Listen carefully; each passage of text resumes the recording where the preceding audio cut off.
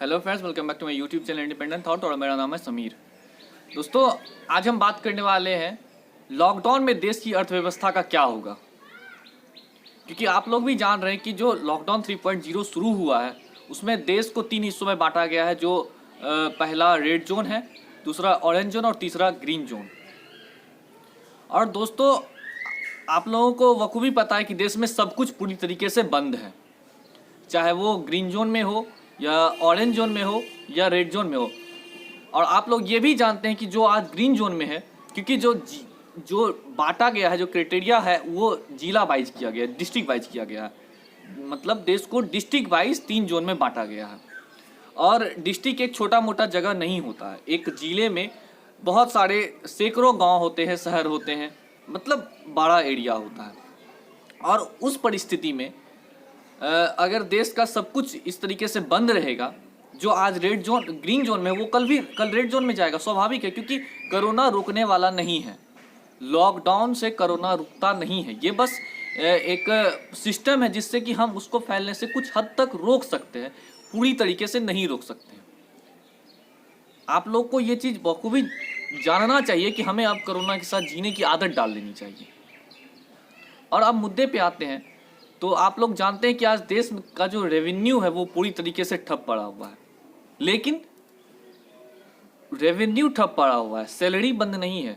जो भी government service कर रहे हैं लोग, चाहे वो रेलवे के हो, चाहे बैंक, खैर बैंक खुला हुआ है, लेकिन और भी जो भी चीज़ होते हैं वो बंद नहीं है। उनको सैलरी देना पड़ता है सरकार को। आज अगर रेलवे पूरी तरीके से बंद है तो उसके जो भी कर्मचारी हैं उनको सैलरी तो देना पड़ेगा। और जब सिस्टम ही बंद है तो उसको सैलरी कहाँ से दिया जाएगा?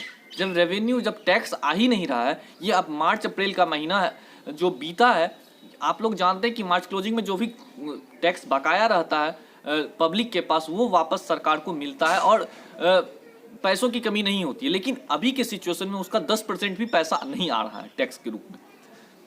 और अगर नहीं आ रहा है तो वो सैलरी सरकार कहाँ से देगी, कितने दिन तक देगी? मेरे समझ से सरकार को एक क्राइटेरिया फिर से तैयार करनी चाहिए। और एक डिस्ट्रिक्ट छोटा नहीं होता है। अगर एक डिस्ट्रिक्ट में किसी एक गांव से जो मरीज मिले हैं, उस गांव को पूरी तरीके से सील कर दिया जाए और पूरे जिले को वापस से खोल दिया जाए, तो कुछ हद तक तो रेवेन्यू आ सकती है। और शायद इससे बहुत हद तक मुश्किल जो है वो कम हो सकती है। और यही सबसे अहम फैसला है जो कि लेना ही चाहिए सरकार को। नहीं तो अगर आज प्रॉब्लम नहीं है, अगर आज अर्थव्यवस्था पर उतना ज़्यादा इफेक्ट नहीं पड़ रहा है, सरकार की नज़र से इफेक्ट तो पड़ रहा है, सरकार भी ये चीज़ मान रही है कि अर्थव्यवस्था पे बहुत गहरा इफेक्ट पड़ रहा है। लेकिन अगर इस चीज़ को रोकना पड़ेगा, अगर इस चीज़ को रोकना है तो ये चीज़ जरूर करना पड़ेगा कि जो जोन है, जो कंटेनमेंट जोन है, जहाँ से मरीज मिल रहे हैं, लगातार मिल रहे हैं, या जो गांव है वहाँ से एक साथ 40 मरीज मिल गए, या जो इलाका है वहाँ से 10 मरीज मिल गए, तो उस इलाके को, वहाँ के 3-4 गलियों को आप सील कर सकते हैं।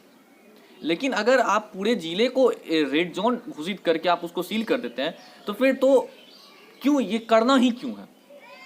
क्योंकि सिर्फ कोरोना के माध्यम से आप देश नहीं चला सकते हैं। देश चलाने के लिए पैसा सबसे ज़्यादा जरूरी है। वरना देश में भुखमरी आने से कोई नहीं रोक सकता है। क्योंकि आप कितने दिन तक लॉकडाउन रखेंगे? आपको क्या लगता है कि जो 16 मई को लॉकडाउन खुलेगा या नहीं खुलेगा तो और प्रॉब्लम होगा? और कितना % चांस है कि पूरी तरीके से 16 मई को कोरोना खत्म हो जाएगा? इसका क्या प्रोबेबिलिटी है? कोई नहीं, 1% भी नहीं। और जब ये नहीं है तो फिर इसका कोई फायदा नहीं है। अब एक ही शर्त पे हमें कोरोना के साथ जीने की आदत डाल लेनी चाहिए। यही सबसे बड़ा सच है और हर किसी को ये स्वीकार करनी चाहिए। क्योंकि आप भी जानते हैं कि आज देश बहुत गहरा संकट से गुजर रहा है और इसका सबसे बड़ा कारण अर्थव्यवस्था है। हमारे पास उतना ज़्यादा पैसा नहीं है और कुछ जो नेता है शायद अपना दिमाग कहाँ रख देते हैं ये लोग समझ में नहीं आता है। बोलते हैं, आप लोगों ने भी देखा होगा, मैं नाम लेना नहीं चाहूँगा, उन्होंने कहा कि अगर मोदी जी को देश चलाना है तो नोट छाप दे। अरे भाई, मतलब इतना आसान है क्या नोट छाप देना? और नोट छाप देने से क्या होगा? सब कुछ सही हो जाएगा, पैसा आ जाएगा। इकोनॉमी भी कोई चीज़ होता है। देश में जो पैसा घूमता है ना, वो भी एक क्राइटेरिया होता है। आप पैसा नहीं छाप सकते हैं ना। और अगर हमें टैक्स चाहिए तो जो कंटेनमेंट जोन है उस जोन को छोड़ करके हम बाकी इलाके को खोल सकते हैं। हाँ, सतर्कता तो बरतनी होगी।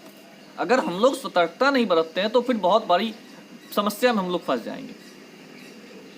मैं सरकार को ये बहुत दिल से निवेदन कर रहा हूँ कि आप एक बार फिर से पुनर्विचार कीजिए और जो कंटेनमेंट जोन बन रहे हैं उस जगह को आप उस इलाके को 1 किलोमीटर तक सील कर दीजिए, लेकिन जो बाकी के ये जो जिले वाइज आप किए हैं रेड जोन, उस चीज़ को आप हटा दीजिए और बाकी जिलों को आप खोल दीजिए, ताकि अर्थव्यवस्था भी सही रहे और आम लोगों के जनजीवन में भी उतना ज़्यादा इफेक्ट ना पड़े। उम्मीद है आप लोगों को ये वीडियो अच्छी लगी हो तो इसे लाइक कर दें, हमारे चैनल को सब्सक्राइब कर दें, ताकि जो भी नोटिफिकेशन मिले वो सबसे पहले आप तक पहुँचे। उसके लिए घंटा बजाना ना भूलें, बेल आइकन को जरूर प्रेस कर दें। बहुत बहुत धन्यवाद।